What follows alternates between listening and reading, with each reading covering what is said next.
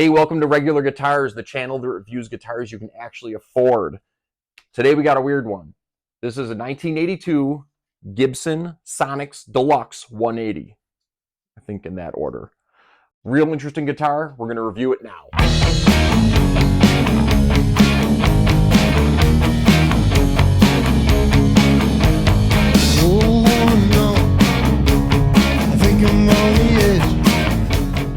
They only sold these from 1980 to 1984. There's kind of a weird story behind that, which we'll get into. But this is just a real solid Gibson guitar. It's made in USA, made in the Nashville factory. Looks like a Les Paul, not a Les Paul. Single cutaway, 2 humbuckers, 3-way switch, a tone and volume per pickup. It's got the Tunematic bridge. It's got a bone nut. This one has had, I believe, the tuning pegs replaced. These are upgraded, I think, from the like the Schaller that are usually on there. It has a maple neck, a rosewood fingerboard, but here's the weird thing. It's not a wood guitar. The body is something called resin wood, and this was a novel approach Gibson was taking. I think they tried it out on their entry-level guitar to see how it would work, and this is the first guitar made in that way. You'll see it has a bolt-on neck, which is unique. So the story behind this guitar was Gibson was looking for an entry-level guitar. They had the Marauder and the S1. They were going to phase those out. I think those were a little bit long in the tooth, and I think they were looking for something that was going to be cheap. This was the Norlin era of Gibson. So a big conglomerate came in, like a foreign conglomerate, bought the company, and then started trying to make cost-cutting measures, make it more efficient, make it more profitable, because Gibson was pretty much a dog in terms of a company. Everything was pretty much handmade, expensive materials, and just not very profitable. So this company came in, again, this Norlin conglomerate came in, bought it, and started doing new things. They started making Les Pauls with like, they call it a pancake body. So it's like laminated wood versus a solid piece. There was an issue with wood back in the 70s, 80s. Tone wood was becoming scarce. So the usual woods they would make guitars with, people didn't think it was going to be around too much longer due to deforestation. It was a big issue back at that time. The rainforest was getting just gutted, so they didn't have these woods. And so it was either becoming extremely expensive, the quality was suspect, it was inconsistent. So all those things combined, Gibson took this as an opportunity to try something new out. So they have a mahogany core, and then this is called resin wood. It is a manufactured, it's a manufactured material that they made this guitar out of. It's pretty heavy. I don't know what the exact weight is. I'll put it on the screen, but it's a fairly heavy guitar, but it feels solid. It's got a dark sound. I will say that it's definitely a dark, warm sounding guitar. Even in the bridge pickup, it's definitely dark, which is cool. I like this guitar for playing classic rock. Just kind of inspires that in me. A nice 70s rock song feels right on this. It's got a nice chunky neck. So this is like, I think it's modeled after a 59 Les Paul neck. So a nice thick chunky neck. Got a nice vintage feel to it. The action on this guitar is pretty good, actually. It's like a nice low strung guitar. Feels good to play.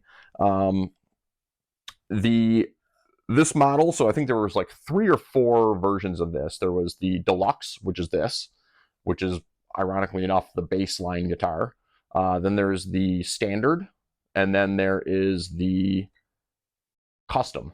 And I think they made another Artist series at some point later. Those higher level guitars, the higher trim guitars, I think they got like coil select. You could do like a single coil switch, different colors, etc. I think this was the most popular of the bunch, and even this didn't really sell too much. This is, I think it's called like Antique Burst is the color. Most of them are black, red, I think this one is fairly rare, and then there's like a silver one, which is the most rare. So these didn't really do too well. They were not received well by the Gibson purists. As an entry level, I think people shied away from the kind of weird resin wood body. It didn't have the right niche when it was first brought out. So a lot of these ended up in like high schools. So it was like the class, guitar for someone who was learning guitar, music studios. And in fact, that's where I got this one from. The guy had it in his music studio for like 25 years and then sold it to me. So I bought it for $650. You see them listed between, $600 to $2,000. The 2000 is definitely on the high end, and those are probably perfect, or there's something unique to them. But this is a $1,000 to $1,200 guitar all day long. It's a nice, solid guitar. Again, an American Gibson guitar with an interesting backstory. And frankly, these things are getting more desirable. So I think buying one at this point is a safe investment. Not everyone has them, right? Like if it's not received well and no one's buying it, that means the supply is scarce. And then they've got a funny story to them, and it's unique. So an interesting thing to own and talk about and play. So in terms of playing, I'll do that now.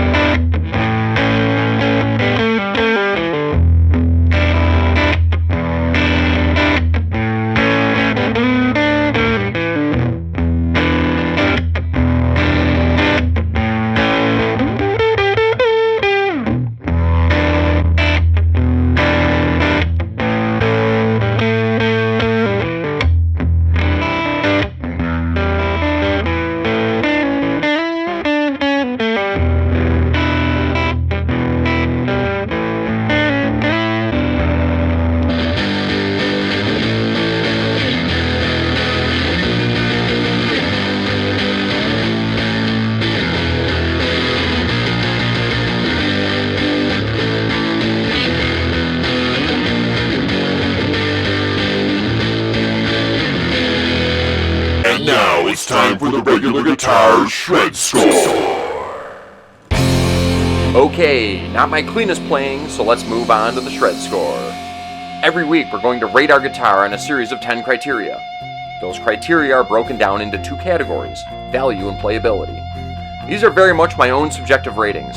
I think it's the only way I can do this justice, so I'll begin by assigning one of 3 scores to each criteria. Shred. It's awesome. Dead. It's not so great. Regular. It's average, neither amazing or offensive. This is a big category, and intentionally so. I expect a lot of guitars to fall into this category given the name of this channel, Regular Guitars. Each rating has a points value attached, and this will allow us to rank each guitar accordingly over time. Now, while these are my own opinions, I will try my best to remain consistent, and am very interested in how these shake out. So here we go. The Gibson Sonex 180 Deluxe. For styling, it's classic. I wouldn't say beautiful, but it's certainly not ugly, and it gets a rating of regular for me. Uniqueness. I'm giving this a shred. The guitar has a great story to it, and it's not even real wood. Cost. I'm saying it's around the $1,000 mark, so it gets a regular score from me. Hardware. It's fine. The tuners seem to have been replaced, but everything works as it should. Regular. Pickups. I really labored over this one. The pickups aren't awful, but I do think they're below average. They are very dark and not extremely responsive. The dynamic range is pretty slim, and that makes this guitar a bit of a one-trick pony. I hope you like rock and roll. Because of this, I'm going with dead. That gives us a total value score of 25, right smack in the middle. On to playability now. And we'll start off with tone. The theme continues here. The tone is rock-focused. Not extremely dynamic, but it's serviceable for what most of us will require. Regular. Neck feel. I actually really like this neck. Like I said, it's on the chunky side and feels great. I usually dislike the gloss finish, but this one doesn't bother me at all. The neck gets shred. Moving on to comfort, another one I labored over, purely due to its heaviness. It's that heavy. However, the classic shape is comfortable in pretty much every other regard, the contours are smooth, and the heel of the neck is pretty accessible. Spirited playing doesn't leave any bruises or abrasions, so it gets a regular from me. Versatility. This axe gets bitten by the one-trick pony routine yet again. For aforementioned reasons, dead. Lastly, we rate the juju. This is that certain quality that's hard to define, but you sure know it when the guitar's got it. It's the feeling of being inspired to play, needing to pick it up whenever you walk past it. It's a vibe that transcends all other characteristics. This one is decent. For me, it's not a special guitar. Again, this is extremely subjective, but I like it just fine. Regular. This gives us a total playability score of 25 for a total shred score of 50.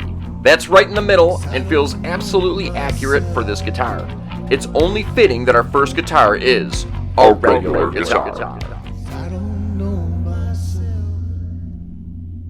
And there you have it, the Gibson Sonex 180 Deluxe, our first regular guitar. Thanks for watching, thanks for liking and subscribing. We have a new guitar every week, so make sure you stay tuned. See you next time.